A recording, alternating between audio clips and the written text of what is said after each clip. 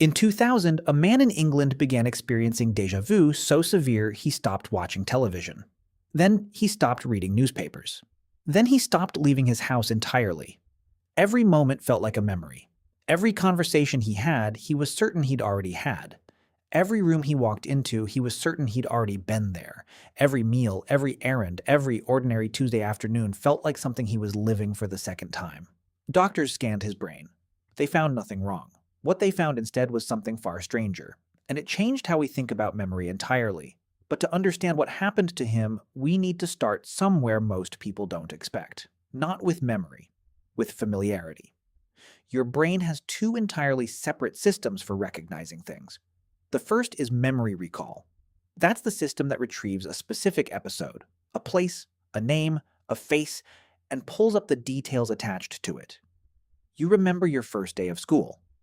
You remember the smell of your grandmother's kitchen. You can replay those experiences.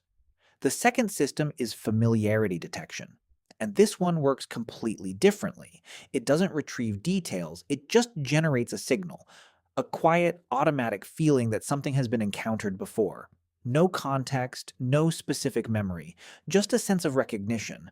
These two systems normally work together. Something feels familiar, and memory recall immediately fills in the details. Where you know it from, when you saw it last, why it matters.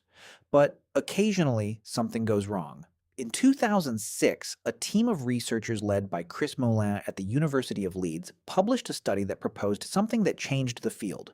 They suggested that déjà vu occurs when the familiarity system fires without the memory recall system backing it up. Your brain generates the signal.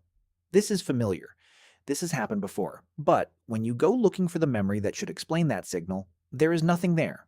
You are left holding a feeling of recognition with no memory to attach it to. And your conscious mind, faced with that contradiction, lands on the only explanation that makes any sense. I must have been here before. But here's the part that makes this genuinely strange.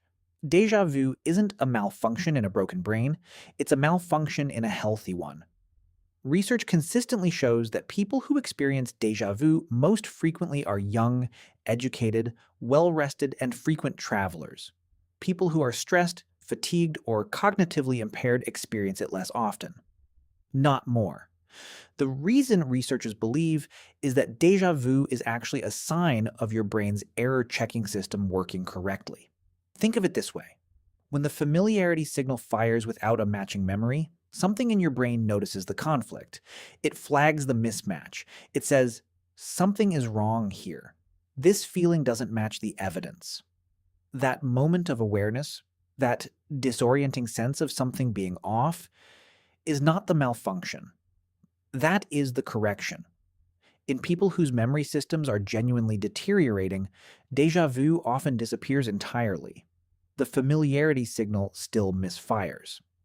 But the error-checking system is too compromised to notice the conflict. So instead of experiencing that eerie feeling of something being wrong, they simply accept the false familiarity as real.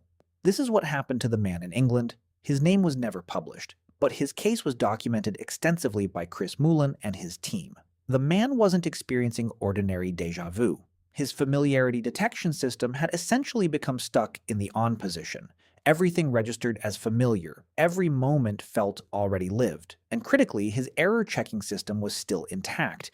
So he felt the mismatch constantly. Every single moment of his life felt simultaneously real and already remembered. He couldn't watch television because every scene felt like a rerun. He couldn't read the news because every story felt like old news. Every conversation felt scripted. Every experience felt like déjà vu. All the time, without end.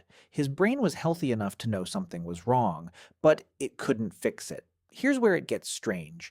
The most consistent trigger for ordinary déjà vu isn't stress or fatigue or altered states. It's novelty, new places, new situations, moments that are slightly outside your normal pattern of experience.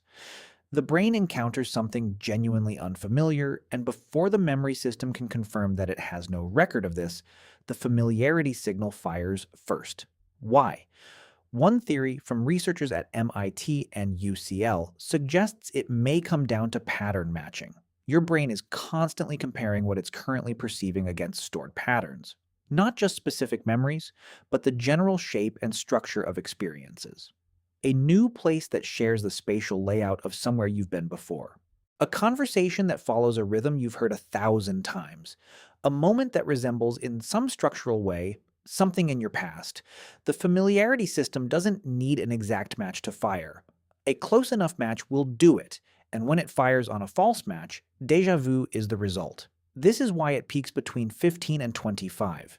Your brain at that age is encountering a genuinely enormous volume of new experiences, new places, new people, new social situations, while also having built up enough stored patterns for false matches to begin occurring. By middle age, the volume of new experience drops. The pattern library is so large that false matches become less likely, not more. You've seen too much of the world for your brain to get confused about what's new. And this is also why it almost always lasts only a few seconds. The memory recall system catches up almost immediately. It searches its records, finds nothing, and the conflict resolves. The familiarity signal fades. Reality reasserts itself. The moment passes. But for those few seconds, you were genuinely somewhere else, not in a different place, in a different relationship with time, experiencing something that was simultaneously happening and already over. Present and past collapsed into the same moment. Scientists still argue about the exact mechanism.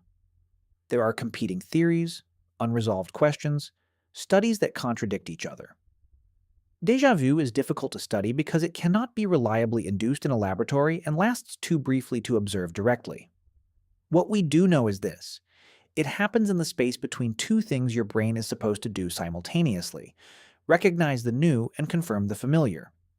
When those two processes fall slightly out of sync, you get a window, a gap, a moment where your brain is running two conflicting versions of reality at the same time, and you feel both. For that brief moment, you are living in a glitch, not a glitch in a broken system. A glitch in a system working so hard to keep up with reality that it occasionally gets there a fraction of a second too early. The man in England eventually improved. Slowly, over years, his symptoms faded. The familiarity system that had been stuck in the on position gradually recalibrated. He began watching television again, reading the news, leaving the house. Each new moment started feeling new. And if you have ever stood in an unfamiliar room, looked at something you have never seen before, and felt completely certain that you have been here before, your brain wasn't lying to you. It was working too hard to keep up. And for just a moment, it got ahead of itself.